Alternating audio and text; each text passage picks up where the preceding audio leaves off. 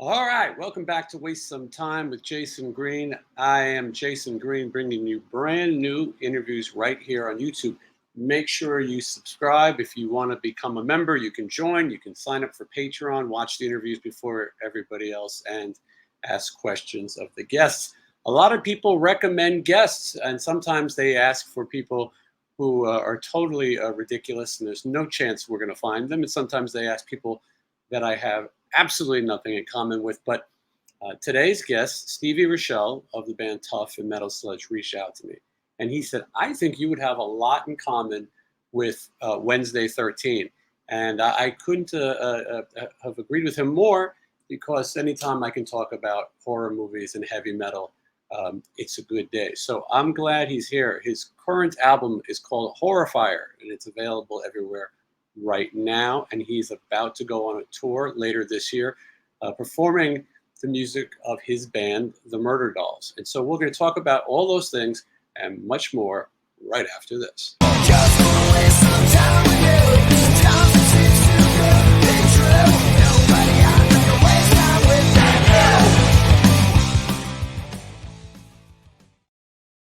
you. All right, here he is, Wednesday 13. Hello, hello. Good to see you, Wednesday. What's up? What's up? Thank you for having me on your show. I really wanted to put this interview out on Wednesday the 13th, but the next one is not until September, and we can't do that. It's too long. Yeah, they come and go every year. Usually there's like one or two. It was like one year I had like four. I think I celebrated them all with like shows or stuff. But yeah, so I was almost close this week too. We're almost on a Friday the 13th this week, so it's just, you get close, you know. These are holidays in your world. Yes, yes. Now, Wednesday, I want to do a little bit as we go on about Murderdolls for Dummies, Wednesday 13 for Dummies. Not everyone in my audience is going to be familiar, and I want to turn people on to it.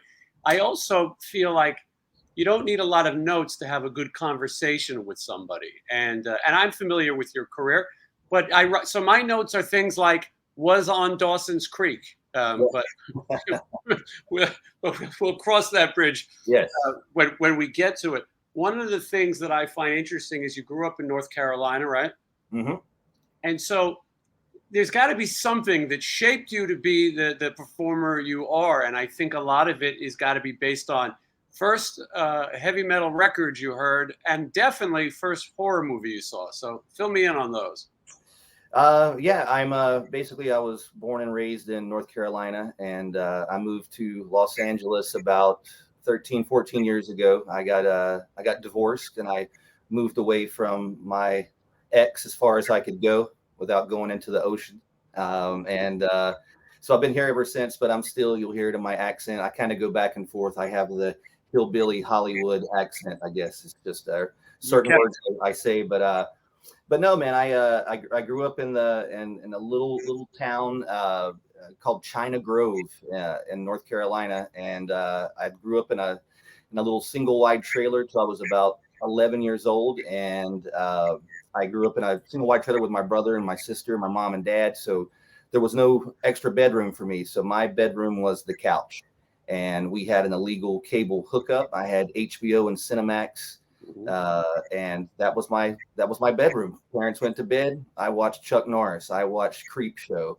I watched all of these movies that shaped who I am. And then I discovered Headbangers Ball, and it just went hand in hand to me. And that's why I look, and I blame all of that on this. This is what you get out of that. Yeah, I like that you pay respect to all the things that influenced you.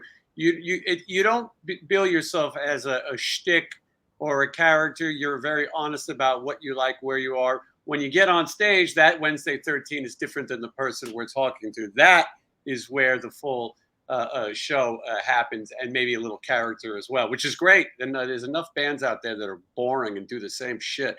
Sometimes it's exciting to see a guy play a stadium and come through a red rum door with scary twins. But I'm jumping ahead. There's so much of your career. So you mentioned Creep Show. That's one. You and I think are around the same age. That's one that kind of screwed me up a little bit too, in a good way. Yes, yes. As you can see, I have like all of this behind me. This is like one of my toy horror rooms I hang out in. And when you're mentioning the Creep Show, I'm looking around going, oh my God, I had an autographed Adrienne Barbeau picture right in front of me here. So that movie changed my world. It was terrifying. I remember I watched it with my brother, and they were like, all right, don't be climbing into my bed tonight when you're terrified about this. I'm like, oh, I won't. I was about 2 hours later. It was terrifying, but it was like in the best way ever. It's hard to explain to people, but like I had to be 6 years old maybe when I saw that, 6 or 7 when they came out, and I'm just watching the Where's My Cake? That terrified me. The Stephen King part and kind of made me laugh for a little bit, and I had caught my breath. But by the time they got to the crate and Fluffy, I was just, I'm like, what am I watching here? But I was addicted to it, and I watched anything and everything that was on HBO and Cinemax during that time. Yeah, those damn roaches got me because living in New York City, roaches were everywhere, and you see Creep Show, and you're terrified in a good way. And I would say for me, and probably you as well, seeing Halloween for the first time and seeing the 1978, seeing Michael Myers, all of a sudden everything just changed. It did, man. And again, that's another one of my favorites too. And it was like it's crazy now because I'm surrounded with all these horror collectibles and toys. But like when we were younger, there was no toys. There were not even masks. I remember my brother sent off in the mail for like $200 and got the first Michael Myers mask I ever seen. And he used to dress up in my town, and everyone's like, oh my God, there's only one Michael Myers in this town. And my brother would always use that to scare the shit out of me as well. He would just creep in at night, and just like, I was terrified of it. But again, I loved it. Yeah, we like to be scared if it's in the right way. And the imagery, I had a cousin who was a little older than me, probably like a brother, lived in my building, and he would hang up Fangoria pinups like they were playmates. A gory corpse was just as sexy in his world, I guess. Yeah. And that imagery stayed with us. It's funny because I'm surrounded by monster toys, the creatures behind me, and yes. all the other, and I have so much others, and I have the Adrienne Barbeau autograph in my collection. It's become a way of life, and it's funny because someone said to me, "Have you met Wednesday?" And I said, "No, but I've seen him at these various horror conventions, like myself, that I like to go and collect these things." And who knew they would be so normal? Because I know for you and for me, when we first went to those, you were a little bit of an outsider to go to an all horror convention. Yeah, I've been so fortunate. There's a company called Mad Monster, and a good friend of mine runs that, and he's put me on these conventions for the last 10 or 12 years. And I mean, I have to sometimes pinch myself and go, is this really happening? Like, I mean, I have been in the most oddball situations where I'm judging a contest with John Schneider from the Dukes of Hazzard next to the ogre from Skinny Puppy. And I mean, I'm like, what is happening right now? I was hanging out with, I got to know the Revenge of the Nerds cast on the last couple ones I went to. And so I'm just, I get on those things basically just so I can hang out and fanboy and not feel like such a goon walking around the convention. I get to sit down at a table and stare at everybody. Well, I think you probably do this too, but I use touring as an excuse when I'm out on the road with Stephen Piercy. It's an excuse to go to all these places that I probably wouldn't have gone to on my own. But if I can find an event in that town or a horror store, it's it's on, and and you've become as you're saying, you've become a part of that. Fans of horror also enjoy your music and your long body of music too, not just what you do now. You've earned your horror stripes. So, okay, let's talk about how you start. What music were you listening to at that time? It was my older brother. He would. This is the mid '80s. So he would come home from school, and I found out later how he was coming home with all these albums. His best friend was stealing money from his dad, and they would skip school and just go to the record store all day. And he would come home with just a stack of vinyl. I didn't know the value of that or anything. And he would come home and he would hide it from my parents, but my parents would be gone, and he had the stereo that was, it was half the size of the trailer we lived in. So we'd turn it up. It sounded like a Coliseum or something. And he would put on Shout at the Devil. And he would put on, I remember putting on Iron Maiden. those are the two that really stuck out. And maybe Aldo Nova, that intro for Fantasy was just like, as a kid, you were just like, holy shit, what is this? So he'd put those things on and crank it up, and it would make the trailer like shake. Not that that was hard to do.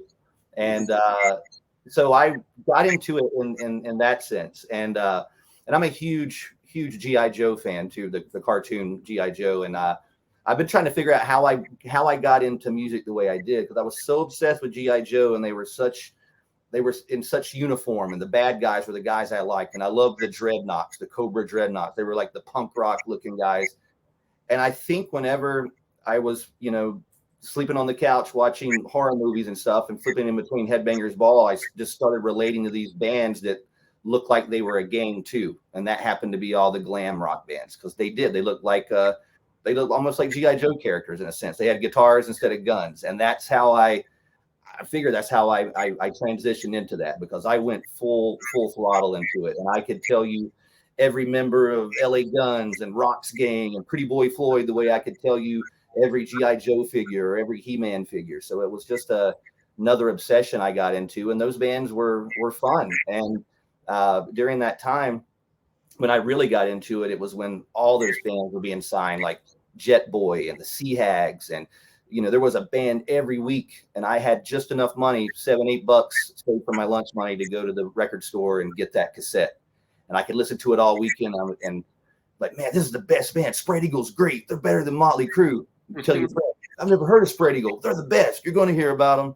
So they were like my bands, and I could attach to that. And when you mentioned Stevie Rochelle when you introed me, Tough was one of the first bands that I wrote a letter to out of the back of Metal Edge, and was like, here's a self-addressed stamped envelope. My name is Joseph Poole, and I live in North Carolina, and you guys look really cool.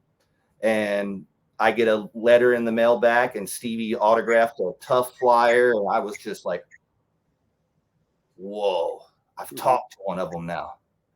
This is it. And Tough became my band. I joined the Tough fan club, and I had to be 14 years old, I think, around that time. So it was just once I started attaching to those bands, because even though I love the bigger bands like Motley Crue and stuff, but I couldn't get to them.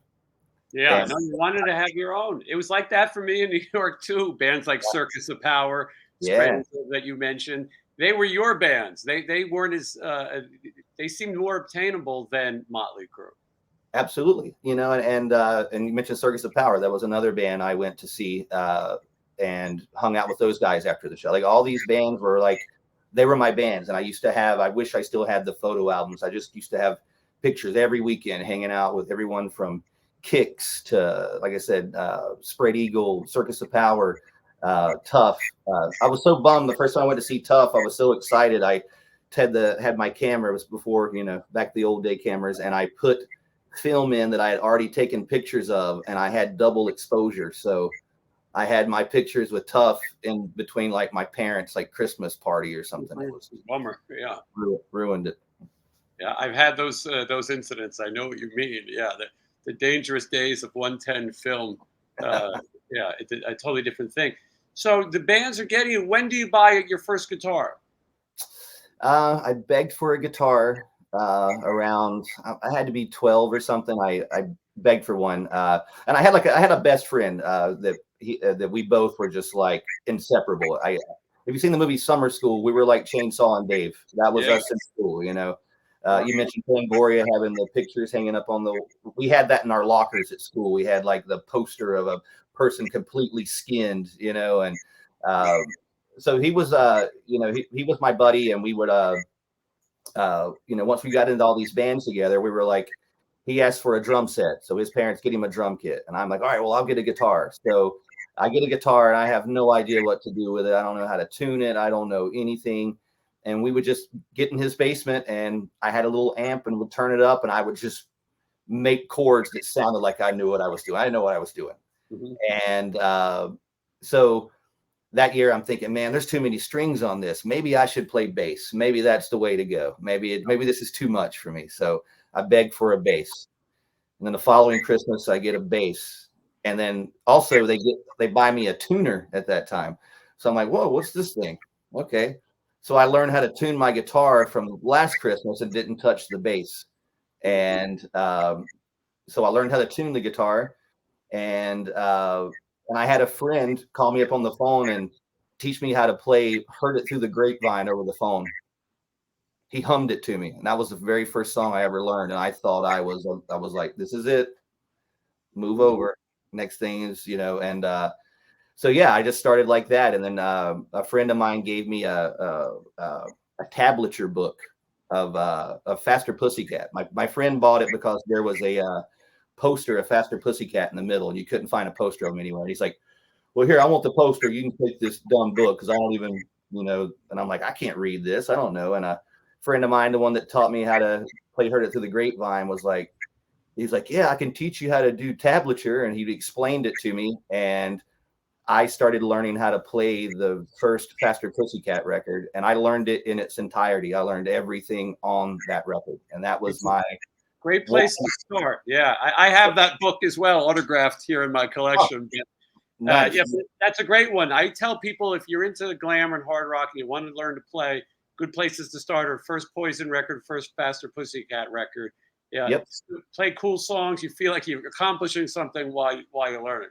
Yeah, and I'm so glad I learned from that, because it was such a just easy rock blues based. It was easy, and you felt cool playing it, and that was my only lessons I ever had. That and standing in the mirror trying to see if I look cool while I do it, and just watching videos of bands, just soaking in all the knowledge, trying to. Yeah, it seems to be that's the best way to do it. You're getting firsthand experience, on the job training, if you will. You have the guitar, you have the songbook, you got the videos, and obviously you were aware of images and things because, like you were saying, from GI Joe toys and all these movies that you watch, you must have already been thinking, "Wow, I want to do something different." Yes, sitting in the back of the classroom in school and drawing a stage and drawing what you would think you would do one day if you had a budget. Oh, there's a spaceship coming in. I'll come out of this rocket, and I'll anything just to one up Kiss was in my imagination. And but that was the greatest thing, man. Like music it saved my life. And it's still there. It's just as passionate for me. Well, and yeah, you got to make a lot of those dreams come true. Some of those ideas that you had, you've actually gotten to do them, and you still are still out on the road, to be on the road this year, and you can still do those things. So, what about your first band? How does that happen? First band. So I get the guitar tuner. I learn how to play Faster Pussycat's album. I'm like, all right, I can play guitar a little bit. So this is probably I say ninth grade. I was in ninth grade 3 times. I'm not ashamed to say that. I'm not ashamed to say it. But the third time I aced it. I knew all that shit. It was Third time's the charm. Third time's the charm. I got to skip 11th grade, so I was only 1 year behind when I finished school. So, but I think back. So I go, what year of ninth grade? So it's the 3 years of ninth grade. So my first year of ninth grade, I have a art class, and it's a mixed class with older people. There's seniors and sophomores, and there's a guy that's wearing a Queensryche shirt, and I'm like, oh, I'm wearing it. I'm wearing like I think I had that year I went to school, I had a Hanoi Rocks shirt, a Destroyer, and a Dangerous Toys shirt. So I'm wearing a Dangerous Toys shirt in class. So this guy's probably looking at me like, Dangerous Toys. We're both like eyeing each other up. And so he comes over and talks to me. He's like, hey, man, what kind of music you like? So we start talking. We become friends or whatever for the first couple of weeks. And then he starts telling me that he plays in a band, and they're going to be playing in the patio at lunchtime. Come over and watch them play. So I go over and I watch this guy play on the patio, and they do a cover of Enter Sandman. And I was just like, oh boy, I wasn't a Metallica fan. I was just like, so they already didn't have my spirits up. And then they play Nirvana, and I'm like, oh, this is getting even worse. But they were playing, and they had instruments, and it was loud, and everybody was watching them. I could see everybody paying attention. I went, I want some of this. I don't even care if I don't even really like the music. All right, I know these guys. So he plays the show and he's like, well, I want you to come see us because our guitar player is quitting and we want you to audition. And I'm like, oh, all right. So we set up an audition, and I think the very first day I canceled and told them I had to stay after school or something like that. And my girlfriend at the time, she was like, I want to go out with someone that's in a band, so you better figure it out. And I was like, well, I better get in. Literally, I think I did it just to make her happy, and so she wouldn't break up with me. And I went and auditioned for these guys, and that was it. They were like, all right, cool, you're in the band. And and that became my first band. And we'd rehearse a couple times a week, and that's kind of how it all started. Yeah. And so how long does that last? I mean, the band thing, that very first band turned into it's kind of started everything that I do up to this day. Because the first band that turned into the band eventually that ended up making the music that was Murderdolls. I'm saying so yeah, it was the same kind of group of guys I grew up playing with. My first band, like that, it was all sort of the same band. We just kept sort of changing our name, kind of like how the Alice Cooper band was like together and they changed their name like 4 times before they were Alice Cooper. So we were called Misery with a Z. We thought that would change it up. And then we got a vocalist in the band who wanted to bring in this dream theater type stuff, and we wanted to call the band Psycho Opera, and I was like, this is getting terrible. So I was trying to find my way to get out of that, and then I get my buddy in the band to play drums, and so we sort of outvoting everybody, and he's a weirdo like me, and I was like, all right, you know what? Let's come up with a name that's just fucking stupid. So we put a bunch of names, literally just wrote a bunch of words and put them in a hat and pulled out 3 names and put them together. And it became this band called Maniac Spider Track. Okay. And so that allowed me to start writing. I transitioned from that point from being the guitar player to being the singer of the band. So I started incorporating the horror movie stuff, anything I was, I just sang about what I knew, and I knew about movies, and so that became that band, and then that band turned into Frankenstein Drag Queens, right. And then Frankenstein Drag Queens, I disbanded that when I got the Murderdolls offer. So it's literally been 91 is when I started, and the Murderdolls gig came in 2001. So it was just years and years of just finding people or not finding people. Actually, every time I'd find a band of guys, one guy would quit, and I'm like, ugh. So it was just always, and trying to find musicians back then, especially where I lived, it was, if you found one person that liked one thing you liked, you're like, cool, you're in the band. Let me do your hair. Let me try to make you look cool. I always say on this show that I find I'm envious of Tobias Forge, who can put out his own character and everybody else is interchangeable. I do feel like Wednesday 13 could do the same, because you are the center point of the band. And so I think that's a good thing. So Joey Jordison was in Slipknot at the time that you're in Frankenstein Drag Queens.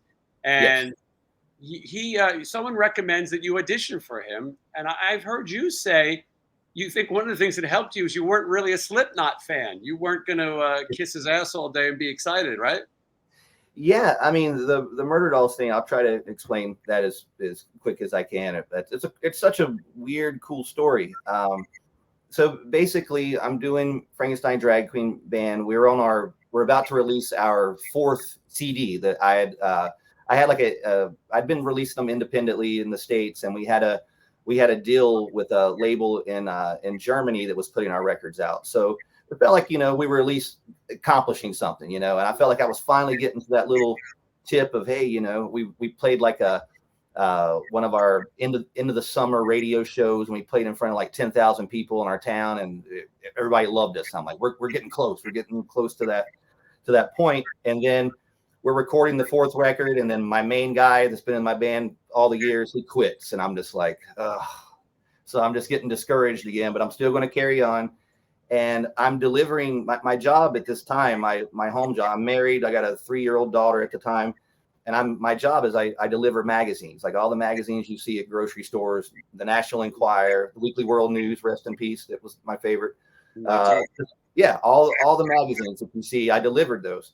And I remember I had just put out the cover of Rolling Stone with Slipknot on the cover. And I remember just looking at it, just going,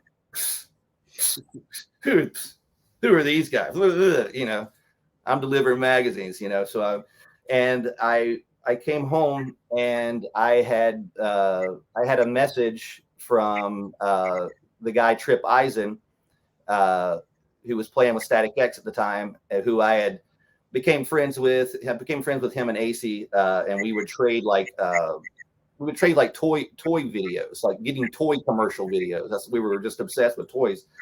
And so I knew him, and he hit me up and was like, hey, can you send me a picture of you, not with all your Frankenstein drag queen stuff, but you just kind of looking cool, like when we hang out? And I went, yeah. So I have my wife take a picture of me, and I put on a Hanoi Rock shirt. I don't know. I'll just try to look cool, I guess. Sent a picture back, and then he's like, well, he goes, yeah, I'm playing with this project with Joey Jordison of Slipknot, and we're looking for a bass player and I'm like, bass player? Fuck. All right. You know, but at this point, I'm just like, you know, I want to do something. You know, I'm kind of fed up with my band. Everyone's quitting on me. I feel like I'm the only guy doing it. And I'm like, if I could just get my foot in the door with this, I'll try anything. So, so basically I go and meet Trip at the Static X show.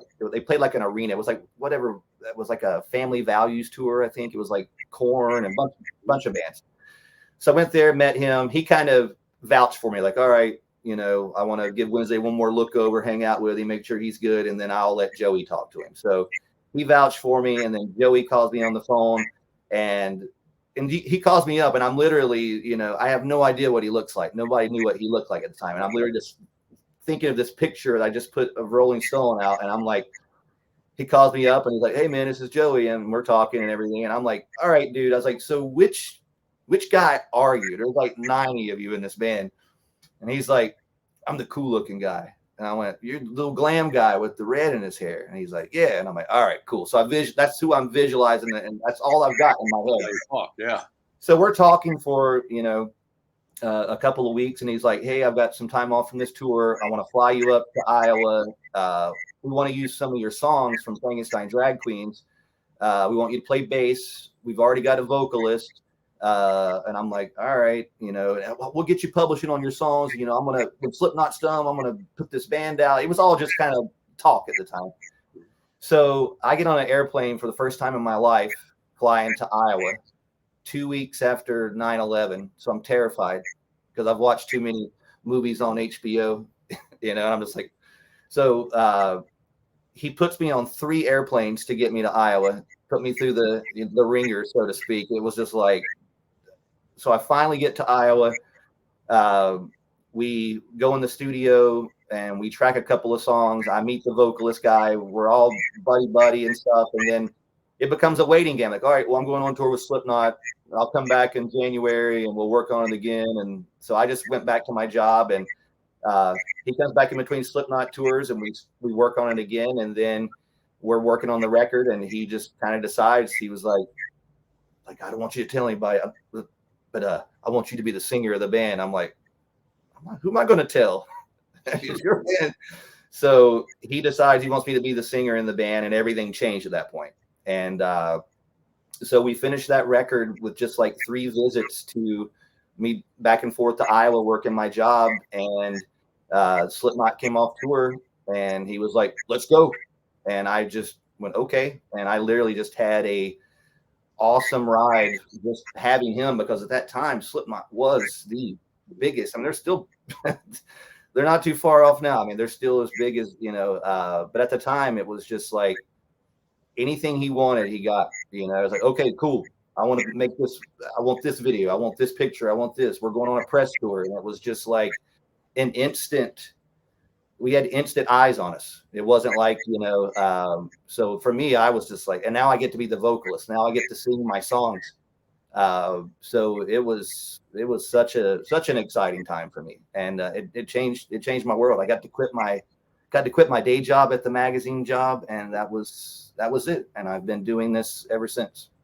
Yeah, which is amazing. Obviously, it's what everyone dreams of. He would play drums on the album, but in the band, he didn't play drums. Later, you bring in Ben Graves, who would play the live shows, and the first record, Beyond the Valley of the Murderdolls, comes out, which really is a record of your music, though. Sort of leftover tracks trying to put something together. I believe you and Joe are the only people who really play on it. I think someone played some solos. Yeah, Trip Eisen plays 3 or 4 guitar solos on it, but as far as like the core of the music, Joey's 90% everything on that album. Like I said, I came in 2 or 3 times to do vocals and I played guitar on a couple of. There's actually a lead guitar on a couple of songs that I do, but like for the most part, Joey played everything: bass, drums. He's the guy that would just go in and just literally just. I never seen anybody work like that. He would just literally go in by himself, play the whole song in his head, come back in, lay the guitar down. Like it was a machine. And I learned how to work in a studio by watching that guy. Yeah, a great person to learn from. Obviously, he had a lot of experience. 2002, that's when the album comes out. Mm-hmm. That's also the year of Dawson's Creek. I know I teased that, the big cliffhanger. There's a lot of Dawson's Creek fans watching. Some people probably don't even remember what that was. But as a horror fan, you probably thought it was cool. The show was created by Kevin Williamson, who did the Scream movies, and I know what you did last summer. So tell me how you get involved. And you live in North Carolina. I know they filmed it there. So yes. Well, basically, when the record came out, it came out in August of 2002. And we just had a buzz then. It was like we were about to go on our first tour. I think we were going over to Europe with Papa Roach for like 4 or 5 weeks. It was such a weird time of touring because they couldn't put us with anybody. We didn't fit with anything, so it was like, all right, well, who's available? And Papa Roach took us out. But either way, in between that tour, our manager calls up and he's like, yeah, so this show, Dawson's Creek, the producer of the show loves you guys and wants you to be on it. I'm like, and I'd never watched that show, which is surprising because I watched everything else. I watched 90210. I watched Melrose Place. I just missed Dawson's Creek. But I absolutely knew it was a popular show. So they bring us down. And at the time I lived in North Carolina. So me and my wife and my daughter, we drove down to, I believe it was Wilmington, I think, where they filmed it.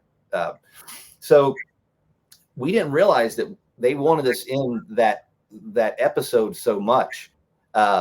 So I had already filmed one video. We'd already did our Dead in Hollywood video. So that was my first professional video. I was kind of getting used to that video thing. So, but a TV show, I didn't know how any of that shit worked. So they're like, all right, you're at a party and Dawson's at this party and you guys are playing in the background, but we got to film this one scene with you guys in the background, but we can't have you making any noise. So we need you to pretend like you're playing and the audience is going to pretend like they're listening. And it was dead. So we were acting, basically. It was the most embarrassing. I felt like the biggest goofball because I had to, and we had real fans there too. So it was our fans that were, and we're literally pretending, and I'm lip syncing, and they gave us little earpieces so we could hear the song, right? But no one else could hear it. So I'm lip syncing to the words, and but the band guys are all jumping, so all you hear is like chains and like jingling and stuff. And the producer's like, cut. All right, can you guys be less? Can you be like less loud up there? And we're like, all right. So we try to calm it down, and 3 or 4 takes were just too loud, and we're finally about to get the take.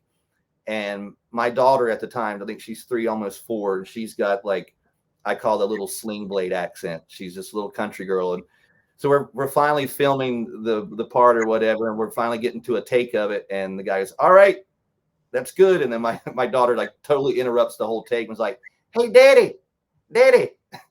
And this guy's like, cut. So I think they were just kind of frustrated. They were like, all right, get this little girl out of here. You guys are too loud. So they went through a whole other take. But when I go back and see the clips of that show, it's so, I mean, they must have really wanted us to be in. They used 4 of our songs, like half of our songs. Even went to the point of editing all the F words and curse words out of it. And I was getting like publishing checks from Dawson's Creek for a couple of years. It was the weirdest, coolest experience. But yeah, the weirdest thing was, like I said, filming that with no sound. It was the most bizarre thing I've never want to do this. I just watched it now on YouTube. I would share it, but who knows, we could get sued or copyright. But so anyone that wants to see it, now you know the story behind it. Also, I will say this is the first time I ever heard Joey get mad and just lose it on management. And so if you watch that video, all the footage of the band guys, it's mainly me and Ben Graves. Because Joey, they told, you know, hey, look, make sure the main footage you use of the band is Joey and Wednesday, because they didn't know that Joey wasn't the drummer. So when the episode comes out, Joey's in it for like a second, and it's all me and Ben, and he was so pissed about that. It's amazing. Yeah, they probably thought Ben was Joey. They did. They thought, well, he's the drummer, right? It's like, no, he's not, but he is. But so yeah. So if you watch that, that's why Joey's not in any of those clips. Yeah, the only Joey in the episode is Katie Holmes. Yes.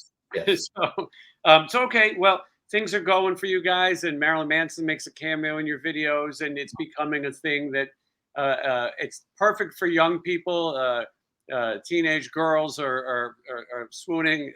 It's Murderdolls Mania, if you will, because you've got something that's a little different and a little edgy. And I think people who are finding your music are at that age where they're ready for something a little different. Yeah, the look, the whole dreadlock, shaved head, no eyebrows, like it really was. I mean, we didn't do a whole lot of touring in the States, so I didn't really see it as much here. But like the UK, man, it was like an army of just like, we created this weirdo army. It was amazing. And just tons of kids with no eyebrows everywhere. I was like, what have we done? Yes, you definitely led to the eyebrowless look. I've seen plenty of people who were fans who followed it, so it worked. Yes. Women and Children Last, one of the greatest album titles around, one of my favorites. This would be probably the first and last in some ways, because this is the first time that you guys write together, you and Joey, to make a Murderdolls album, but it will also be the last. Talk to me a little bit about that record. You know, again, it kind of came out of the blue.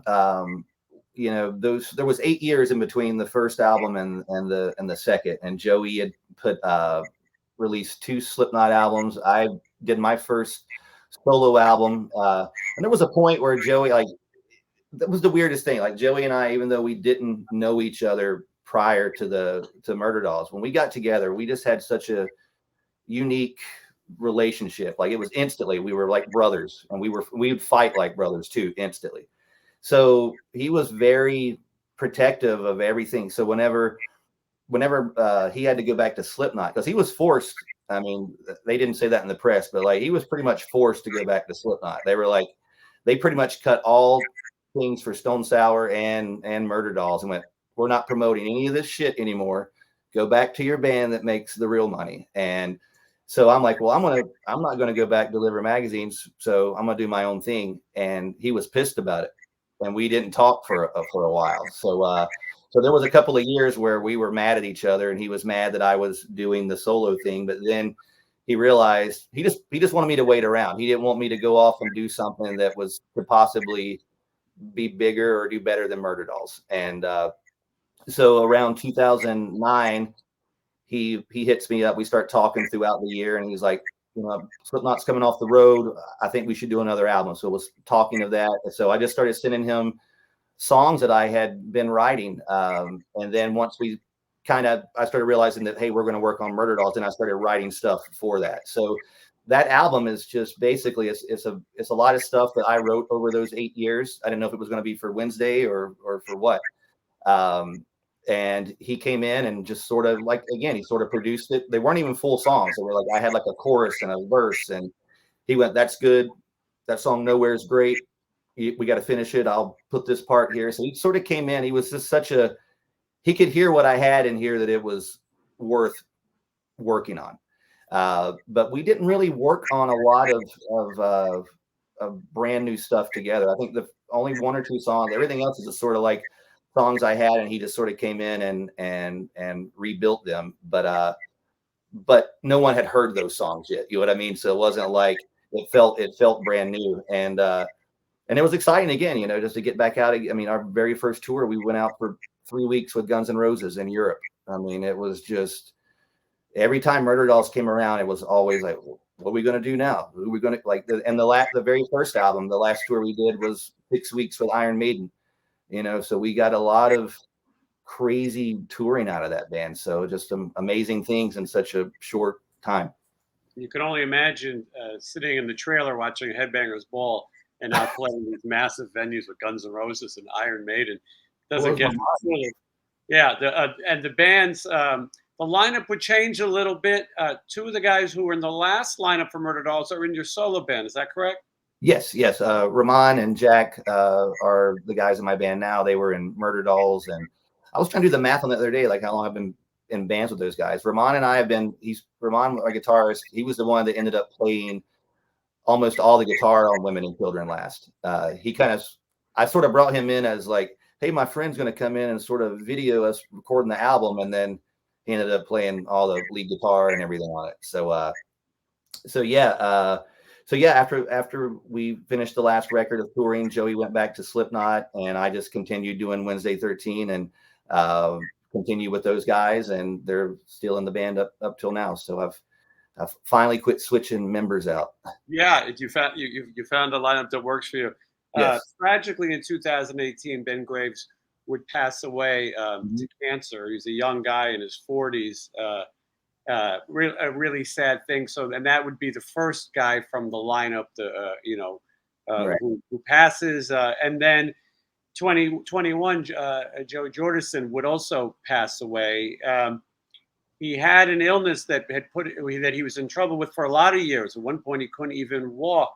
The actual death or things, I'm not sure. You know, they say he passed in his sleep. But how did you find out of his passing? Because obviously, it's hard for you because you actually had sort of rekindled, and we're talking about maybe doing Murderdolls again before his passing. Yeah, you know, like I said, Joey and I. Like I said, we had a unique relationship, but we also we argued, we fought, like after that second Murderdolls album, when I continued on as Wednesday, Joey was mad because I continued playing with Ramon and Jack. He's like, that's my band. And I was like, it was just such a confusing thing. He didn't want us to continue doing, he wanted us to basically wait. So he was mad at me again for a couple of years, and we didn't talk. And then in 2018, we were on tour, and his girlfriend reached out to us and said, I see you're coming through Iowa. You have 2 days off. We would love for you to come by and see Joey. And I was like, I would love to go there and squash anything we got. You know, I haven't seen the guy in forever. Plus, since that time, he had been, you know, the Slipknot stuff had already happened. He was out of the band. You know, and I hadn't heard from him. I was worried. I'd only knew what we knew in the press, you know, about the disease he had. He couldn't walk. So we went to his house and we hung out. We had a barbecue later that night. It was just kind of like when we sat down, it was like no time had ever passed. We were instantly talking about movies and goofing on each other. And he was, and at that time he was like, man, he goes, I really want to do Murderdolls again. I really want to do it. And I was like, I just put my new album. My album had just been out maybe a month or two, I think. And I was like, yeah, I'd love to do it too, but I gotta figure it out. But he was like really adamant about, like, if I would have said right then, let's start doing it, I think he would have started working on it. And I regret not doing that now. But at the time I was like, well, let's keep talking. And we did. And we did. He kept in touch. Joey changed his phone number like people change their socks. Like, so I didn't know how to get, so I finally had a number for him that worked. and we kept in touch. And then the COVID thing hit, and at the very beginning of COVID, I hit him up and said, "Hey, looks like we're going to be the world shutting down. Why don't we do Murderdolls now?" And he wrote back and was like, he's like, "Hey, Wednesday, great to hear from you. I'm really interested in that. I have a couple of things I'm working on. Let me get back to you." And he didn't get back to me. And then COVID kicks in, and, I get busy with doing my Patreon stuff, trying to figure out a way to survive, not being on tour. And about a month before Joey passed, he texted me. I haven't heard from him for, I don't know, 6 or 7 months. And he just texted me out of the blue and sent me a video of him watching Texas Chainsaw Massacre. Because we love that movie. We could quote it. The hitchhiker guy was just like, that's like our spirit animal. So he's just like, he's videoing the hitchhiker, and he's giggling, he's quoting it. And he sends me the video, and then he sends me a message. And this is probably like 9 a.m. when I get this message. And I know how Joey sleeps. He's off his hours of sleeping. And then he sends me a message, and it just said, "Hey brother, horns up, keep doing what you're doing." It was just an odd kind of message. Like, it was just out of the blue. Just, "I support you. Keep doing what you're doing. Horns up."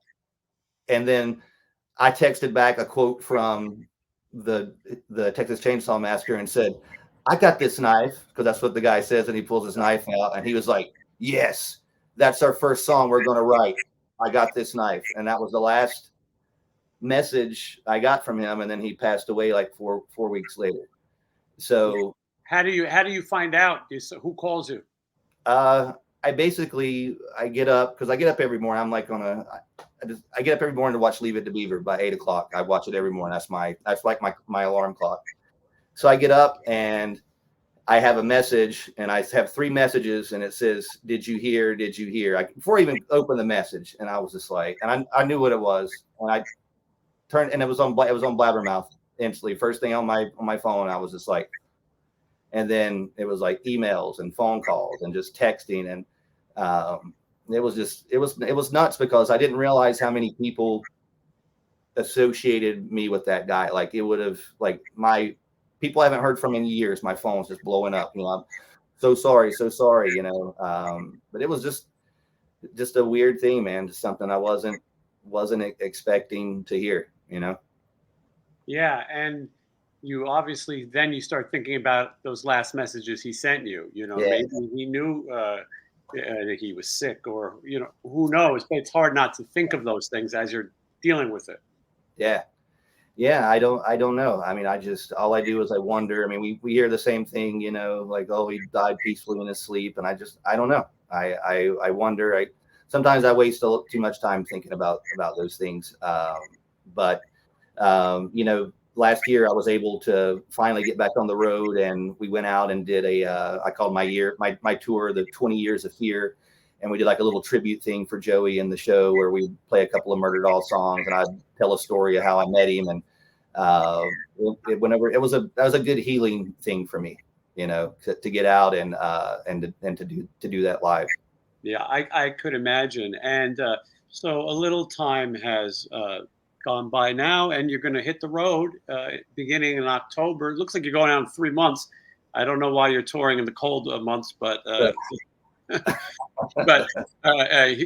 it is, though. I want to show this. Wednesday 13 performs Murderdolls.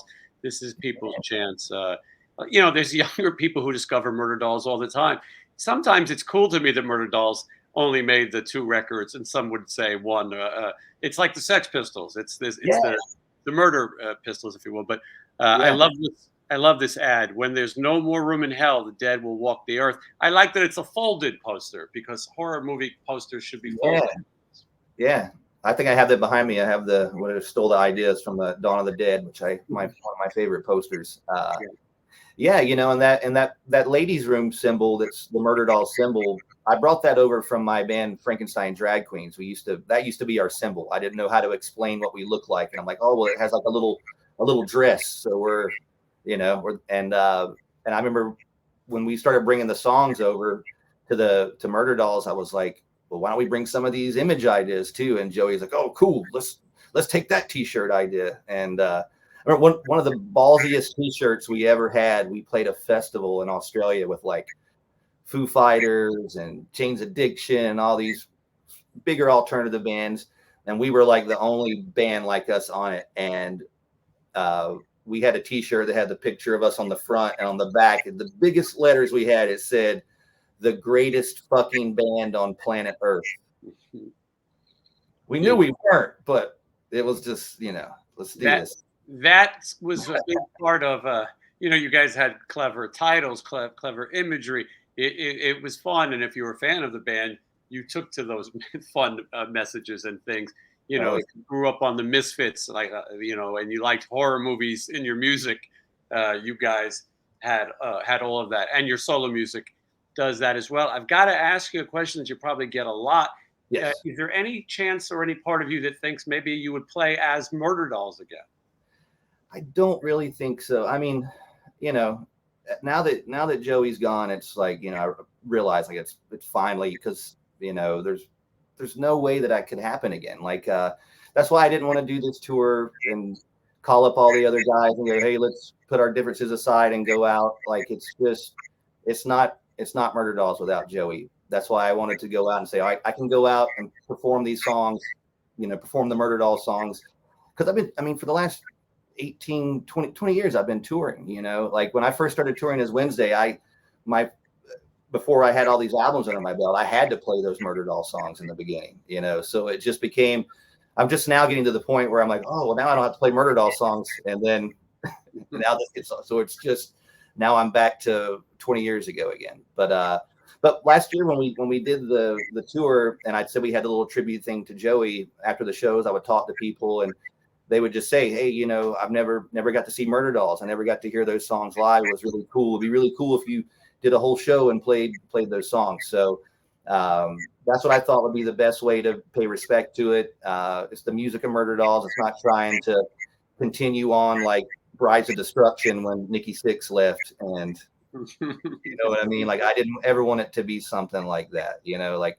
I've already seen people in the press going, "Oh, it's not Murderdolls without Joey." I'm like, well, exactly. That's why I'm not calling it that. This is just something that I can go out and play these songs. And, if we get to take this overseas and, in Europe and the UK, we will. But I'm still not going to focus on doing this full time. This will just be a fun thing to do. It's a cool little celebration. And I haven't played those songs in a long time. So I'm kind of sick of playing my songs. So this will be a good little break for me. Well, and I think it'll make a lot of people happy. And I think it takes a little bit of, I can't think of the word, but to go out and say, I'm not going to do a cash grab. I'm not going to call it Murderdolls. I'm going to honor the music in my way. And again, you do have two of the guys who were there in the last lineup. So I think it's a great thing for the fans and a great chance to see it. And as you said, it's taken you a while to sort of embrace playing some of this stuff. And there's a lot of fans and kids, and Wednesday 13 is a grandfather, believe it or not. So there's there's kids out there who are finding your music, younger all the time, who probably wish they could have seen it. Your fans are growing up and having kids of their own now, and so I think that this is a really cool chance for people to see it. And also it still keeps your music, like as you said, you haven't stopped. We're looking at Horrifier right here. And this is available everywhere. You have the coolest merchandise. So, as Murderdolls Wednesday 13, you've combined the two, the imagery and some of your ideas. And so if people go to your website, officialwednesday13.com, you can take a look at some really fun stuff. I like the tea. I haven't tried it, but I have there's tea, and I have coffee now.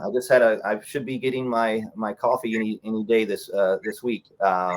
So man, I've just went all out. Like I'm in my toy room here. I have I've made everything. During the pandemic, I had a toy company out of New York making action figures. We even made a plastic knife. This is based off the movie Cobra. Remember Stallone? Sure. So I was like, can you make me a Cobra knife and put my logo on it, but make it glow in the dark? So we didn't actually make these. This is just the test, but it was too much to make. I'm like, no one's going to end up buying a fucking knife. But we did end up making a knife that we sold with a ski mask. So we even had slime Like I found out how to make slime. So that's what I did during the pandemic. I made a bunch of merchandise and a bunch of toys, and I tried to make the best out of it. So people are going, well, what's so funny or interesting about tea? But it's tell us the name of the tea. well, there's two different ones now. So now we had this tea company came up to us in New Jersey and was like, we've been doing these teas for different bands and movie type things, and it was like, your new song's called "Good Day to Be a Bad Guy. What if we made a tea called Good Day to Be a Bad Chai?" And I went, "That's dumb enough to work. Let's do it." So yeah, we did that, and around Valentine's Day they did another one based off. I have a song called "Decompose," so they did one called "Decom Rose," which is a rose tea, and then this company called Dead Sled just released coffee, which I'm super excited about because I'm not really a tea guy, but I'm a coffee guy. So I have my new coffee, which is called "What the Night Brews." So yeah, I'm just Kiss. Once I saw Kiss as a kid making every type of merchandise there was, and like I said, being a collectible guy that I am, like any outlet for merchandise that I can do. I mean, I've made just about anything you can think of. I've made it so far. Yeah, which I love. I think that's the coolest thing. And as you said, a lot of your fans are people who go to the horror conventions and collect toys. I'm sitting in a room with toys everywhere I look, and so it's cool when your favorite bands share it with you. I remember going to those conventions when they first started in the mid '90s in Burbank and stuff. And you would see Rob Zombie buying Monster posters, and you would see Glenn Danzig looking at, and no one really bothered them. It was a different time. Now these people couldn't walk into one of those conventions. Yeah, I live in Burbank. There's a convention coming up, I think, in just a couple of weeks, the Monster Palooza, which I'm like, Monster Palooza, that's a great one. I've seen you at that one before. Yeah, that's one of the great ones. A friend of mine, Sean Clark. Do you know Sean? Probably I'm terrible with names, but I bet if I seen him, I probably know him. So he's going to be on the show next week. He has he has a show called Horror's Hallowed Grounds, and he goes to the locations where they filmed horror movies. Yes, on the DVDs. And he's also involved in this thing coming up, the Halloween 45 festival, which I will have to be there for sure. And so he represents a lot of those people. And so I get a look at the monster actors, and I look at how dysfunctional that world is, and then I have my world of the music dysfunction, and and you've had your share, obviously. It's so fun though, because it's so similar but it's so much fun. Like I was watching your tour diaries this week, I was watching I've yet to do a cruise. The cruise looks like so much fun. Like with all the bands, like I've watched all this week. I was watching recaps of Monsters of Rock cruise and M3, and watching videos of Heaven's Edge and not Johnny Crash, or Junkyard. Yeah, just different videos of just every day someone's uploaded some different video of it. So I'm like, and I was watching your tour diary. I'm like, I need to do that next. Maybe next year I can get on the Monsters of Rock cruise. That would be great for you. I think you'd be really good. A big thing about Monsters of Rock cruise is it's an international audience, and your music is popular international as well. So it was fun for me because I got to see a lot of the bands that you talked about, Junkyard, and some that you tour bands I never thought I'd ever see again. But then I also say again. I said Tora sounded good. I saw a video of them. I went, whoa, that's Walking Shoes. Sounds pretty good. All original members. It's crazy. Wow. And then you get to see some of these Finnish bands out there, and some of them were really good. I saw a band called Shiraz Lane that was great. They're going to be on the show, and Reckless Love. And there was a whole bunch of these bands that was sort of fun to watch. So you could see stuff you knew, you could experience new stuff. So yeah, I think we got to put a word in with Larry Moran to have Wednesday 13. Yeah, that'd be great. Like I know you mentioned Stevie earlier. Earlier this year I went down to Australia and did the Glam Fest with Pastor Pussycat and Tough, and it was awesome for me. It was the same for me, like going to the conventions. Like every day I'm like, oh, there's Chips Enough. I get to get coffee with Chips Enough. This is the coolest, So I had the best time, so I've got to put that on my list of things to do. Yeah, I think you would love it, and I think you would go over really well. And I think, the imagery. Sometimes those cruises need a little excitement. Alice Cooper did it last year. Obviously, Oh, yeah. he had some imagery. Anyway, I everyone check out Official Wednesday 13 Wednesday. I hope you'll come back again and chat. I Yeah, can man. chat with you all day just about the facts of life and WKRP in Cincinnati Oh, and Leave It to Beaver and any other, The Odd Couple, classic television. So maybe sometime you come on live before the tour and yeah, we'll man. talk to the audience about some non-music stuff. Anytime, man. Like I said, when Stevie and I on that tour, every day we'd ride to the venues together, and we would just talk, and we talk the same way you and I are talking about stuff. And I've been watching your show, and I heard you talking about the first horror thing you ever saw was Pooch from the Black Lagoon with the 3D glasses, and I was the exact same thing for me. I was like, that's, and your pictures behind you. I have that exact same, all the stamps. I have that in my living room. So I was like, I was like, I gotta do an interview with that guy. I think we'll get along. So anytime you come back, dude, I'll come back. I'm glad. Yeah, and absolutely. As we get closer, you come back and we'll talk to the audience about some horror and some classic. Because I know you're a fan of 80s too, so we'll talk about those things. Yeah, man, we could talk all day about it. Have me back. Yeah. Thank you, Wednesday. I look forward to seeing you Thank you. soon. I hope everyone goes to officialwednesday13.com and get ready to see him perform the music of the Murderdolls this year. I think you'll enjoy it. Thank you so much, Wednesday. Thank you, man.